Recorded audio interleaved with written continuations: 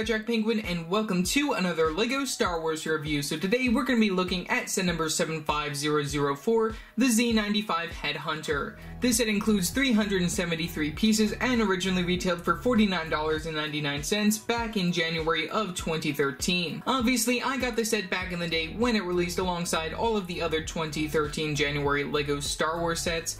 Getting right into this and taking a look at the box art right here, we do get the regular green background all the way at the top right here with your LEGO Star Wars logo and your Yoda in the corner for January of 2013. We get the regular stuff off the side, your regular sort of spacey background with your ship, and then your characters down here in the corner. Taking a look at the back, we do get some of the play features and character interactions right here, so that's pretty nice to see. Some smaller pictures of the ship right there. Very nice to see that kind of stuff on this particular set. Very top of the box features some logos, some other regular information, and then the actual size of your 501st Legion Clone Trooper right here, which only comes within this set other than the AT-RT within this particular wave, so go check out my review for that other set. I will be doing a comparison to the 2020 501st characters once those eventually release. Sides of the box feature the regular logos and all of that kind of stuff, smaller pictures down over here, leading all the way to the bottom with the barcodes and the LEGO trademarks for this particular set. Like I said, I did have to tape up this box since it is rather old within my particular collection. So yeah, that's pretty much all that I have to say for that, so let's take a look at the instructions, minifigures, and final overall model. Taking a look at the instructions, these are a little bit rather beat up. We do mimic the front of the box for the very front of that. Very back features the Win Kid right there with a very nice big tape removal mark right there. We do get the quick advertisement from the LEGO Club magazine, and then we do get the regular set advertisement for this particular wave. I do now have reviews up for all of these minus the A-Wing Starfighter, which I will be reviewing sometime in the future. I just have to get the parts together for that. I actually found the box to that, so I now know that I actually own that set based on previous videos. We do get that quick advertisement for the Yoda Chronicles code, and then we do have the piece count for one page, leading all the way to the final overall model for this particular set. Rather large instruction manual right here for this particular set. So yeah, let's take a look at our minifigures and final overall model. Taking a look at our first minifigure, we have Pong Krell. This minifigure is exclusive to the set, and after rewatching the Clone Wars, I remember how much I hate this character so much, and how much of an...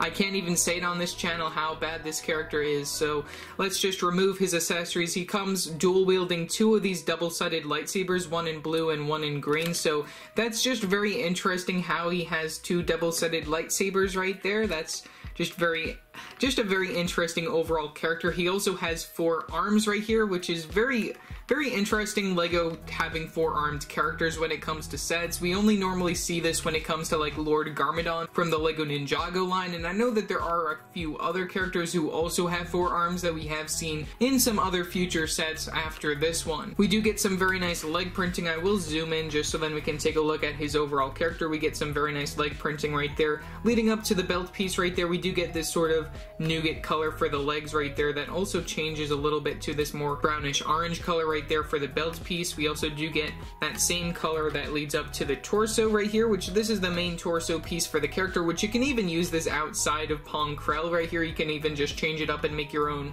like Jedi minifigure. Just change out the white arms. That's really like the only thing that I would do right there. And then we do get the black hands. We get some back printing on this character as well, which is very nice. And then we do get the main torso sort of accessory extension right here. You can see how that works, just like a normal sort of minifigure head going on, just with an extra body extension, which then just covers up the very front of that. If we do zoom out a little bit, you can take a look at that.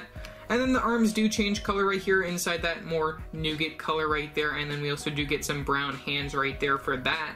So that's just very interesting, just showing off this overall character. You can take a look from the back, no printing on the back of that right there. And then we do get like the custom molded like head for his character. If you do just bring him a little bit closer, we can take a look from there. There's a look at his head, so that's just very interesting looking at all the printing decals on this particular minifigure, and I think that they did a very good job just recreating him within LEGO form. For our next minifigure, we have the 501st Clone Pilot. This minifigure only comes within this particular set, which is very nice. We do get the regular clone legs right there inside that white color with the black hips piece. We also do get the white arms and the black hands, and then the printing for the very front of the pilot outfit right there, which is sort of just the regular Clone Pilot torso printing for both the front and the back. The one thing that makes this character exclusive though is that we do get this very nice helmet right here. I believe that's a new mold, I don't really know, for this particular character, which also has some very nice printing around there with a little bit of blue right there to signify that this is a character from the 501st Legion. You can also take off the helmet to take a look at the regular clone facial expression, which, like I said within my previous review of the AT-RT set, we do have a mix between the regular Clone Wars sort of clone character and then the newer style that we now see nowadays. So yeah, that's pretty much all that I have to say for the 501st Clone Pilot minifigure. And then yet again we have the star of the show, the 501st Legion Clone Trooper. This minifigure also comes within the AT-RT set that I have already reviewed on the channel. You can check that out in the description below and the card above already. We do get some very nice leg printing right there on the white legs leading up to the black belt piece, and then we do get the printing for the overall styling of the front of the torso. We also do get some blue arms and some black hands for those gloves right there. We do get some back printing, which is sort of regular, just like the regular Clone Troopers that you normally find in regular sets. And then we also do get the Clone Wars style facial expression for this particular minifigure, and then the Phase 2 helmet piece just with the printing for the 501st Trooper, which is pretty nice. So yeah, that's pretty much really all that I have to say for this particular minifigure of the 501st Legion Clone Trooper. Taking a look at the final overall model for the Z-95 Headhunter, this is a very nice vehicle. It looks a lot better when I did rebuild it than when I had it in the first time, since there was some pieces missing when I did have to rebuild this. And I think that this is a rather sleek model. It looks pretty cool. I really like the color scheme of the dark red and the white, and also having that black right there is just very cool. I really love just all of the different little details right here. We do get some stickers for some decaling right here. We also get them on these circular pieces over here on both sides right here, just to add a little bit of that little bit of extra red. We get some stickers for the very front of these engines right here, which these are very cool to see. I really like how that adds that little bit of detail over there. And then we also do get the stickers for within the cockpit area, which I'll show in a minute. And then we also do get the sticker for this back sort of cockpit storage area, which also features some other accessories for your minifigures. Taking a look from the back, we do get some little bit of greebling back here, which also looks pretty nice for the back of the ship. We get some more of the engines, which this is a very nice build. I do like all the little Technic bits, including like this sort of Technic gear sort of action going on over here, so that's pretty cool to see. And then we also do get the translucent dish pieces inside that translucent orange color, which also adds a little bit more detail.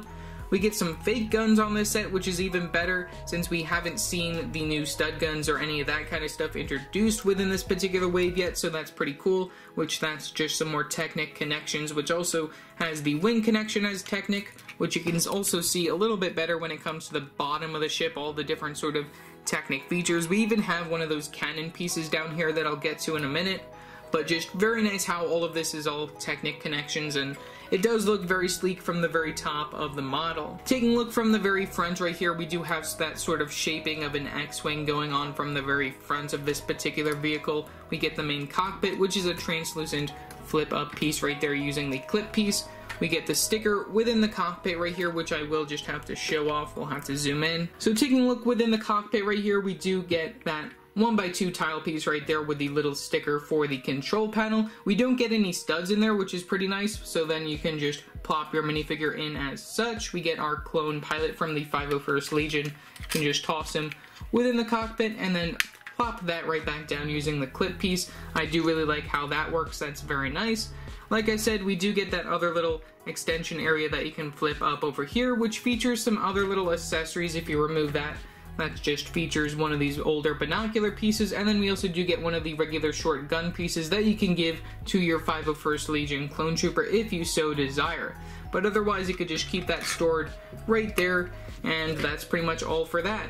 We do get some very nice building features for like this back area right here. I do really love all the building techniques being used right there. And like I said, the black on the very sides of the ship right here, that just adds that little bit of extra detail that this set really needed. Taking another look from the bottom yet again, we do get these little landing feet right here. These you can put down if you so desire, just so that if you don't want to have the ship landing, or if you wanted to keep it within this flying position, you can just keep it like that, and you can just swoosh it around. That's probably the best way to go when it comes to that.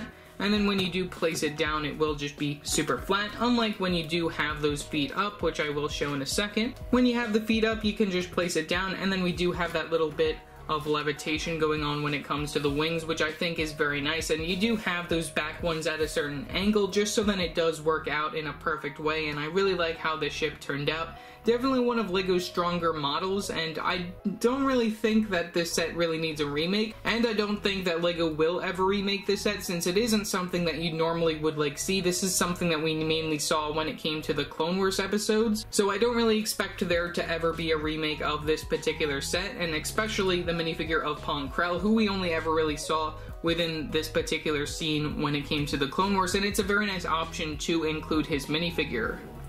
So overall, for $50, I think that this set is a very nice deal. You do get a very nice ship build that we've never seen in LEGO form before, and then the minifigure selection is pretty much all exclusive other than the 501st Legion Clone Trooper, which is really something that you'd want to army build at this particular time, but wasn't available within any battle packs and stuff. We will probably be getting one in August, unless that does get delayed, which it has actually got delayed, just like all of the other Harry Potter sets, like I mentioned in my review of that Forbidden Forest set from the new Harry Potter line, but we'll have to wait and see what happens when it comes to that. And like I said, the minifigure selection within the set is really like the main attraction, other than the vehicle being something that we've never seen before in LEGO form. So yeah, that's pretty much all that I have to say for this particular video. Leave your thoughts down in the comment section below what your thoughts are on this particular set. Also remember to like and subscribe and hit that bell icon so every time I upload a new video. So yeah, that's it for now, and I will see you next time. Bye!